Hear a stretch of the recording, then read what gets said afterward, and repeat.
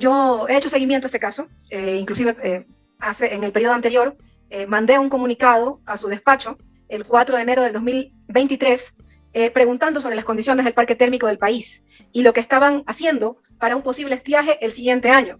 Esta carta fue el 4 de enero del 2023, cuando en diciembre, en noviembre, ya pudimos tener un estiaje. Pero no solo esto, de que un asambleísta, preocupado por el problema eléctrico del país, le mandó a usted una carta, sino que la viceministra le envía a usted una carta también el 27 de diciembre del 2022, alertando sobre la situación crítica del parque termoeléctrico en particular y observando ya que aquí habían fuertes ineficiencias de parte del gerente de SELEC, el señor Uquillas, que ya lo tuvimos en esta comisión, y alertaba sobre cómo estaba manejando, ¿no? Aquí hay una frase que dice la viceministra, dice, las falencias reportadas, una vez analizadas por la agencia de regulación, podrían ser catalogadas como infracciones graves. A pesar de esto, el ministro no dijo nada al señor Uquillas, no le llamó la atención, no lo removió del cargo. Eso es preocupante. Estamos hablando de que esto fue el 27 de diciembre del 2022, hace un año atrás. Sabían que la gerencia de SELEC estaba haciendo malas cosas y no pasó nada. Una carta parecida, días anteriores también se lo mandan a la gerencia de SELEC.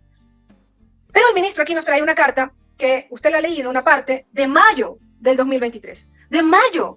¿Qué se hizo, señor ministro? Enero, febrero, marzo, abril, mayo, 5 meses. No se hizo nada. Entonces, a mí sí me preocupa que las acciones para aparentemente mitigar se toman los últimos días de su gestión. No, nos dice, he asignado 8 nuevos proyectos eléctricos, que son proyectos básicamente fotovoltaicos. Aquí están algunos proyectos muy pequeñitos hidroeléctricos, San Jacinto, Santa Rosa, no Rosario, pero son proyectos muy pequeñitos. Y al último momento, señor ministro, ya cuando usted prácticamente estaba saliendo, ¿qué se hizo con lo que dice el plan, de electricidad? No, el plan tiene un nombre, el plan de electricidad, el plan maestro de electricidad. ¿Qué se hizo? ¿Por qué no se continuó? ¿Por qué no se puso en operación Toachi Pilatón? ¿Por qué no se puso en operación Termoesmeraldas 1, Termoesmeraldas 2?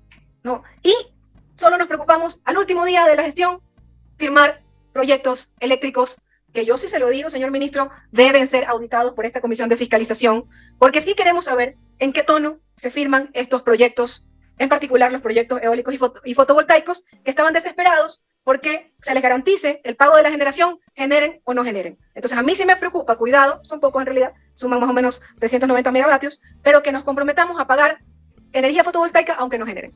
Entonces, lo que yo veo, exministro, es que hay un descuido y no se ha cumplido con lo que manda la Constitución, la provisión y el derecho de los ecuatorianos a contar con energía eléctrica. Usted ha dicho, el presidente Lasso sabía, ha estado en comunicación, pero no hay una carta, señor ministro, formal al presidente Lasso en donde nos diga lo delicado de la situación. Ya no podemos decir que no sabíamos. Le he mostrado cartas de su viceministra a usted, cartas mías a usted. El SENACE ha informado de la posibilidad de un estiaje gravísimo. Y finalmente, ¿de qué le sirve al pueblo ecuatoriano decir, fue un error humano de cálculo, estaba confiándome en otro país para que no haya estiajes? Y lo que nos plantea el ministro como solución, no como ideología, es que dependamos de los privados, de que la electricidad de nuestro país dependa netamente de privados. Volver a ese país del pasado. Es al contrario, es cuando tuvimos soberanía energética garantizada por el Estado ecuatoriano, es cuando el parque térmico y hidroeléctrico del país comenzó a salir adelante. Lo que nos plantea el ministro Alvite no ha funcionado, con todo respeto se lo digo, no ha funcionado. Una vez más, nos dice ahora, dependamos del sector privado. ¿Qué pasa si solo dependamos del sector privado y no tenemos plata para pagar esa energía? Estaríamos en las mismas. Entonces, señora presidenta, yo tengo una serie de preguntas que deberán ser contestadas cuando iniciemos el proceso de juicio político, pero a mí sí me preocupa muchísimo lo que usted diga, hice lo que pude, pero conocía y en un año no removió al señor Uquillas, cuando la viceministra informaba de la nula gestión del anterior gerente y de este actual gerente que ya compareció en nuestra comisión, y que no haya un documento por escrito hacia el señor Lasso informando de la gravedad de la situación del sector eléctrico. En este momento no nos sirve un yo creía, un calculé mal, es un error humano. Creo que en su momento tendremos que analizar las responsabilidades políticas de este tema, señora presidenta. Muchas gracias, asambleísta Espín. Previamente a darle la palabra al señor ministro para que responda a las inquietudes, le he pedido al señor secretario que lea el artículo 303 de la Constitución en la parte pertinente y el artículo 315 de la misma. Con su autorización, señora presidenta, damos lectura conforme lo solicitado. Constitución de la República del Ecuador, artículo 313, capítulo 5, sectores estratégicos, servicios y empresas públicas. El Estado se reserva el derecho de administrar, regular, controlar y gestionar los sectores estratégicos, de conformidad con los principios de sostenibilidad ambiental, precaución, prevención y eficiencia. Los sectores estratégicos de decisión y control exclusivo del Estado son aquellos que por su trascendencia y magnitud tienen decisiva influencia económica, social, política o ambiental y deberán orientarse al pleno desarrollo de los derechos del interés social. Se consideran sectores estratégicos la energía en todas sus formas, las telecomunicaciones, los recursos naturales no renovables, el transporte y la refinación de hidrocarburos, la biodiversidad y el patrimonio genético, el espectro radioeléctrico, el agua y los demás que determine la ley. Artículo 315. Damos lectura a los dos primeros incisos. El Estado constituirá empresas públicas para la gestión de sectores estratégicos, la prestación de servicios públicos, del aprovechamiento sustentable de recursos naturales o de bienes públicos y el desarrollo de otras actividades económicas. Las empresas públicas estarán bajo la regulación y el control específico de los organismos pertinentes de acuerdo con la ley. Funcionarán como sociedades de derecho público con personalidad jurídica, autonomía financiera, económica, administrativa y de gestión, con altos parámetros de calidad y criterios empresariales, económicos, sociales y ambientales. Hasta ahí la lectura solicitada, Presidenta. Muchas gracias. Para que no quede duda lo que dice la Carta Magna respecto a los sectores estratégicos y sobre todo al sector eléctrico. Tiene la palabra, señor exministro, para contestarle las inquietudes del asambleísta Espín. Luego tendrá la palabra el asambleísta González. Señora Presidenta, perdón. Pediría, si usted me autoriza, que se lea el artículo 316 de la Constitución también. No hay problema, por favor, señor secretario, si puede hacer la lectura y luego procede a contestarle las inquietudes, por favor, al asambleísta Espín. Presidenta, conforme lo solicitado, Constitución de la República del Ecuador, artículo 316. El Estado podrá delegar la participación en los sectores estratégicos de servicios públicos de empresas mixtas en las cuales tenga mayoría accionaria.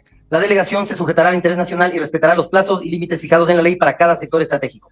El Estado podrá, de forma excepcional, delegar a la iniciativa privada y a la economía popular y solidaria el ejercicio de estas actividades en los casos que establezca la ley. Hasta ahí la lectura solicitada, señora Presidenta. Gracias. Tiene la palabra, Gracias. señor Mire, exministro. me sorprende la opinión de la doctora Carrión, la viceministra, que cuando salió del ministerio, porque iba a hacer un doctorado en España, no se fue. ¿Y sabe a dónde se fue? Se fue a trabajar al SELEC con el ingeniero Quillas. Si tenía tan mala opinión de su jefe, no era de que vaya.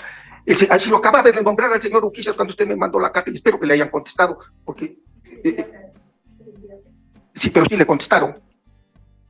Toda carta es contestada, pero por los técnicos, no por mí. Así es que el ingeniero Quillas lo acababa de poner, porque tuve que sacarle a un señor Andrade, que había sido nombrado por el señor Luque, y que los mismos empleados del SELEC vinieron alarmados, con el pretexto de la protección del Coca-Cola Sinclair, de la erosión regresiva. Había terminado un contrato con una compañía de prestigio mundial para darle a un grupo de amigos. Tuve que cancelarlo, lo saqué hace rato. Y vino ahí el señor Uquillas, aquí me parece un buen técnico, Y le digo, fue el jefe de la señora Carrión, no importa, es subjetivo, es un hombre que aquí debe haberse defendido porque sabe muy bien. Vea el mantenimiento que hacía. Esto le teníamos informado al señor presidente de la República. No íbamos con carta, íbamos personalmente. Se puede pedir la bitácora de la presidencia de la República para que vean cuántas veces nos atendió el señor presidente para en qué les puedo ayudar. Pero uno tiene que arreglar. El ingeniero Quillas arregló la Esmeralda Azul. Estaba meses atrasada. Usted habla, señora, del Toachi Pilatón. El Toachi Pilatón, y no quiero entrar en política, pero les recomiendo un libro que está ahorita en ebook, que se llama Secretos de la Deuda China, escrita por un periodista, Hugo Torres es, Arturo Torres, que acaba de ganar un premio del Departamento de Estado por su labor periodística investigativa. Ahí está como China, el gigante chino, cuando comenzó a despegar con ese dinero y se volcó al mundo porque era un país hermético, aprovechó y puso condiciones que hagan empresas chinas estas obras, y todas lo hicieron mal. Usted conoce cómo está el Coca, usted conoce cómo está el Soplador, y cómo está Toachi Pilatón. Toachi Pilatón, obviamente, el SELEC le terminó el contrato a la mala contratista y esta puso juicio. Van a la justicia, acción de protección. ¿Qué puede hacer el señor Uquillas? ¿Qué puede hacer el señor Uquillas? Y especialmente, repito, no quiero, y no es tema de esta comisión, pero si van a ir al COCA, alguna vez leí en las redes sociales, por favor, léanse este libro y tengan mucho cuidado, porque esa sí es una preocupación. La naturaleza. La pérdida de la cascada San Rafael significó la erosión regresiva que suba 7 kilómetros, 8 o 9 kilómetros en pocos meses, y se ha parado en una roca. Está desde hace año y medio, 2 años, parada la erosión. Los técnicos dicen que se rompe esta roca y se va las riberas del río, se las lleva el agua como terrones de azúcar. Me dijeron esta palabra y me quedó. Y ahí sí se ve el coca, ahí sí se ve el coca. Los chinos, reconozco, hay que ser serio. Vinieron y dijeron, ministro, cerremos la página, volteemos la página. Hicimos mal la planta, hicimos mal. Una contratista, pese a que Sino Hydro es subsidiaria de China Power, la empresa más grande del mundo. Sí, hizo mal, no importa. Hay 200, 300 pendientes. La planta está en riesgo de irse. Y ay, Dios mío, ay, sí, no quiero pensar. Te digo una cosa, no nos hacemos cargo de la planta. Nos hacemos cargo de la planta. Denos en concesión. Nosotros la reparamos, nosotros la cuidamos. Y en eso quedó un memorándum de entendimiento. No es porque tampoco sea la conciencia les pesa, sino porque en 4 países que han licitado les han dicho fuera, vean el horror que hicieron en el Ecuador, aprovechando que ustedes tenían el dinero e impusieron malos contratistas. Así es que el coca es otro tema. ¿Qué le puedo decir? O por supuesto, en febrero, en enero estábamos en el otro estiaje. También tenía otro estiaje que duró hasta marzo. Termina marzo. En abril el SENACE nos dice, preocúpense del otro estiaje. Y comienzo desde esos días, desde los primeros días. Pero no, es un conjunto de ministerios, un conjunto de empresas. Y el problema es la plata. Si tuvieran plata, si el CNEL tuviera plata, no gastara en los contratos colectivos impuestos. Yo le oí, yo era asesor del ministro Ortiz hace tiempo, y vine a una sesión al señor Lloré, al ingeniero Lloré, que no creo que es del partido de usted, hombre muy respetable. Él sacó los roles de pago, señora, y usted conoce mejor que yo. 10, 12 mil dólares ganaba un señor que le leía los medidores. Ese contrato colectivo. Y ese contrato le quisieron imponer al SELEC. Le quebraban. Y ahí sí se plantó el ingeniero Uquillas, mis respetos. Y luchó contra una justicia corrupta. Acaba el embajador de los Estados Unidos relevarme de cualquier comentario de la justicia. Así es que se ha hecho todo lo posible, todo lo posible.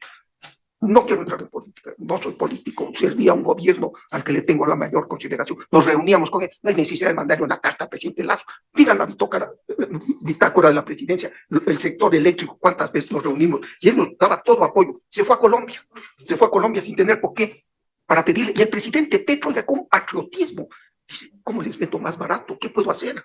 Es más, le dijo al ministro, hay una planta vieja en Cartagena, ministro de Colombia, puedes ponerla en funcionamiento, porque es a gas. El gas es mucho más barato que el diésel, ¿te conoces? Y le dijeron, no hay gas en Colombia, está dañado ese pozo, y queríamos traerlo de Venezuela, pero usted conoce el caos que es Venezuela. Ser el mejor pozo de Así fue el presidente Petro, de una hermandad al Ecuador, pero él tampoco puede decir, son generadores privados.